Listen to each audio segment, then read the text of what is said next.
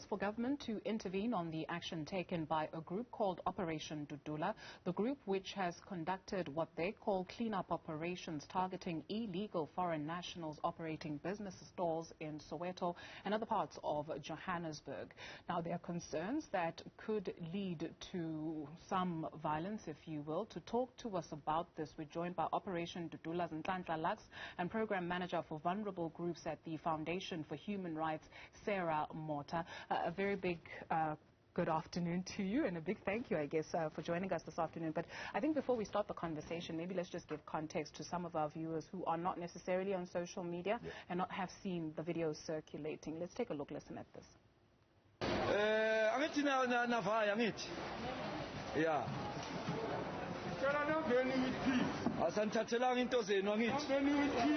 Yes, spela nje ama South African athatha into zabo abangena kule tolls senzelele bona labantu batheni banetho imvula labantu basekhaya.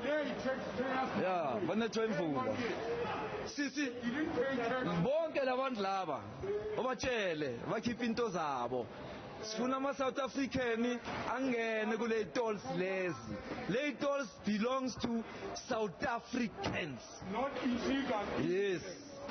So sangcela bakani ngamnandi asifuni sweet asifuni apple asithontshi thina, so sicela ukuthi nihambeni ngomoya omuhle. Yeah. So buya futhi kusasa sizomonitara asahambe asayindawo manje sisebesila. Tomorrow, Monday, Tuesday, singaniboni la until 2022 Auswählen. 2023. Yes. Yeah. So that's just one of the videos that's circulating highly on social media. We are joined in studio by Operation Dudula's Nhlanhla. Sabon. Morning. How are you? Very good, thank you. I'm good, thank you.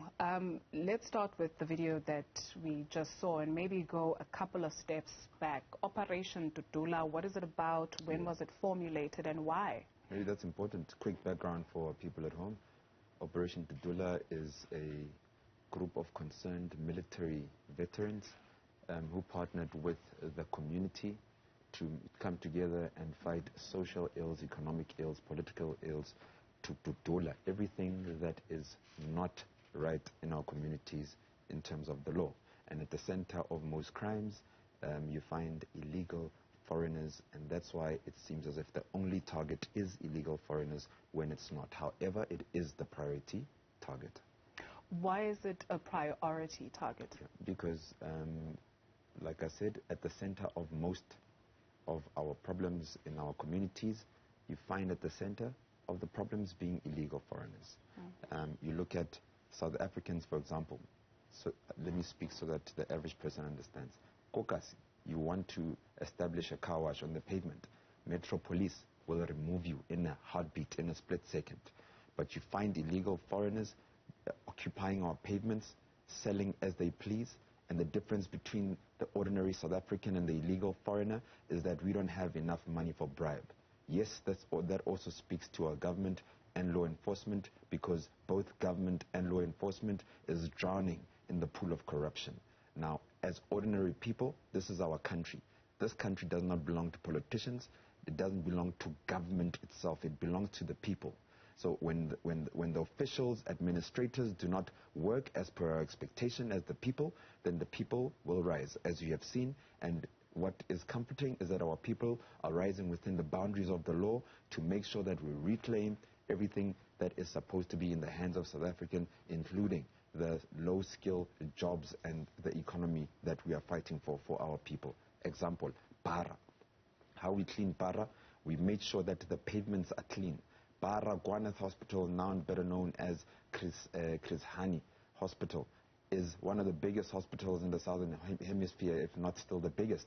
And at the entrance and exit point, a sick person that accesses the hospital can't come out and just walk freely. They have to jump around. Let me tell you things that have happened. old people leaving the hospital have slipped because the pavements are full of oil. People are cooking. It's just dirty. It smells. We can't live like that. And if government doesn't have the willpower to change it, we showed the willpower to change it. We cleaned Bara, and we did it so successful that people, it was also circulating on social media. People were happy. Some people have never seen Soweto, Bara, that particular spot, as clean as it was in more than 20 years. From what I get, based on what you just said, it would appear to me, and please correct me if this is not a correct assessment, that you're saying in a nutshell that South Africa does not work for South Africans. You talk about politicians and not waiting for them to take action. Your group has been accused of not only instilling fear, but harassing people, some naming you a vigilante group, asking who actually appointed you. Yeah, so we are a community. The problem is that people think that we need someone to come and save us. When we are drowning in our social ills, drug abuse in our communities, the township to be specific, when we are drowning in lack of economic opportunity, who comes and saves us? Which government comes and saves us? Which law enforcement saves us? No one. So when we're standing up to save ourselves, then you've got these clever South Africans alongside the international media and our own media crucifying us, saying that we are inciting xenophobia, saying that we are instilling fear amongst the vulnerable groups. Listen, South Africans are vulnerable as they are. This country, like we always say, is a moipan fair. Even you, my sister, sorry to put you on the spot, there's a lot that is going on in your life that is wrong at the hands of our law enforcement and government. If you commit a crime today, you will be held accountable because your fingerprint is on the system. But if an illegal foreigner commits the crime, that person can swiftly run through because we know we've got our own problems. Our police are bribable, and once they leave the police station or the hands of the police, those people are nowhere to be found. They can go to the next town and call themselves a different name and start trading on a pavement and continue their lives as normal. We can't. And we also know for a fact that most of people who don't want to just go to Home Affairs, just to get a document of some sort, it's not that hard. It's not that hard to be documented so that we know who you are and who we are dealing with. And the real reason that half of them are not coming to be documented in our countries because they know that they also ran away from their countries for some reasons. Not all asylum seekers come here in peace. Some of them are criminals that broke away from the prisons where they come from, and they come here to masquerade as business people. We know what's going on. Our government may be infiltrated, our law enforcement may be infiltrated, our security clusters may be, but the people are not infiltrated. We know what's going on, and we will rise as the people to ensure that we fight for the future of this country, we fight for our women and children, and make sure that the economy comes back into the hands of South Africans, and that's it. Okay. We've got Sarah Motha. She's the program manager at Vulnerable Groups Foundation for Human Rights. Yeah. She's joining us via video link. The organization disagrees strongly with you. Ms. Sarah, thank you very much for joining us this afternoon. I'm not sure if you were able to hear what it is that Mr. Nhlanhla was saying there, but I think a point that he mentions is that it's not that difficult to be documented to come into South Africa from the work that you do. Is this a correct assessment? Thank you so much for the opportunity. Documentation is a political process. Through our work, we found that people do want to be documented. The problem is that over the past 10 years, we have had 3 refugee reception offices getting closed in this country, meaning that we are left with 2, and the 2 that are operating, only 1 still receives new applications. That's one. It's a political process. Number 2, the issues that are affecting young people in South Africa, they go beyond being interfered by a presence of a migrant in this country. So if we talk about those that are undocumented, how many are there? We have close to 22 million young people in this country. Half of them do not have jobs. That's about 60%, depending who's counting. It's about 12 million of young people who do not have jobs.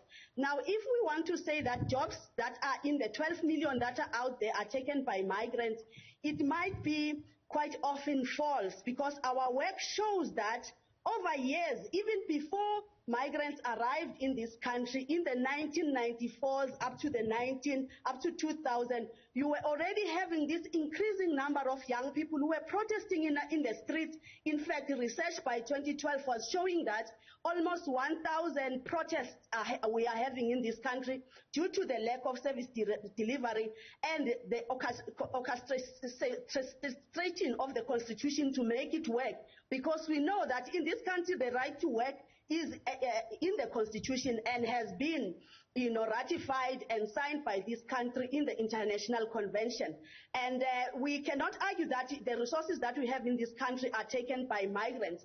Take, for example, gender-based violence in this country, which is costing us between 28 and 48 billion rand, according to the KPMG 2014 report.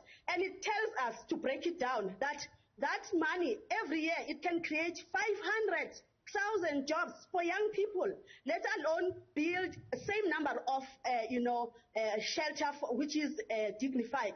And the same amount can pay up to 7 years of child grants, just an amount for 1 year. I will not go to the figures that we have lost through corruption that happened between 2014 and 2019 of 1.3 trillion rand. We're still crunching numbers of how many jobs in the millions of young people that need enforcement of the law, to happen would have created. So we hear the sentiments of young people. Young people are frustrated. I mean, you talk politically of the whole, if Gauteng, for example, the metro's been taken over by another political party, and service delivery has been an issue over years. So it's just compressed forms of anger, which is intergenerational and internalized in the lives of young people who have seen 3 generations in their homes, someone not having a job. What does it do in terms of poverty? In fact, we learned through research that during this COVID, half of the South African population were going to bed hungry. 25% before COVID, which was 14 million, were not bringing food in their tables. And certainly young people have to be frustrated because they see quite often loopholes, and it happens that within the vulnerable groups of young people, in their diversities, irrespective of their origin, they will see each other, as threats to their livelihoods. Thank you. Nhlanhla is still joining us in studio. You mentioned something earlier, which like you're cleaning up Ikasi and the sentiments of people on the ground. Let's take, for the purpose of maybe where we are going with this discussion, people who are not necessarily from South Africa out of the situation. Yes. How do we build, especially, with the Operation Dudula? You talk about cleaning, the streets. We have a problem of illegal dumping. Abantu balahlele nje at the back of your house. We have inking as whether it's even the unused mines that we see at Diplu, maybe dusty season. That's what it is. Yes. Abanye would actually go as far as saying ukuthi kunokungathandani kancane, which leads us ukuthi sibe neyinkinga ezidlula iy'nkinga. How then do we take this group that you guys have built with the support of some South Africans, because many support you, and look at ourselves? Look, it's not a problem to look into the mirror. But when you call yourself to order and everyone else that is South African, let's use Soweto as an example, it's very difficult to tell a young person who has been applying for jobs for the last 10 years, it's never worked ever since they left matric, simply because CVs get rejected. It's very difficult to say, please respect the bylaws and not open a car wash on the pavement, when you've got 100 illegal foreigners right next to, within the same perimeter, who are operating on the same pavement. So it's not an easy question to say, how do we then call ourselves to order? Because yes, there's a lot of South Africans doing wrong things. But we can't call ourselves to order if South Africa is not going to service South Africans. Once South Africans get the opportunity, economic opportunity, political opportunity, social opportunity, and South Africans are put first in their own country, then it's easy for me to say, no, but sister, you can't do this. Because you know that you've got ample opportunity to do it the right way. But now there's no opportunity to do it the right way. So how dare we go to South Africans and say, don't do 1, 2, 3, while you've got illegal foreigners doing as they please in our country with no accountability. Oh, Sarah, maybe a final question to you, just based off of what Nhlanhla has just said. Hori, how do you ask South Africans to look at themselves when the country doesn't work for South Africans?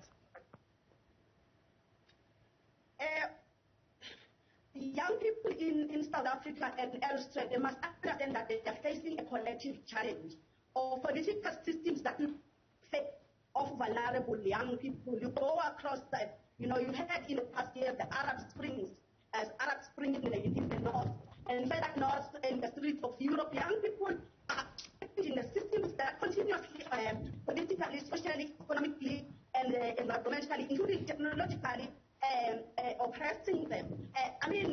If communities begin to claim or resuscitate problems that have worked before, restore lawlessness, to deal with lawlessness, such as the street committees and the peace committees, to just ensure that, for example, police officers who collude Sarah, I'm really sorry to interject there while you're making a very important point. Unfortunately, our connection to you is not that strong.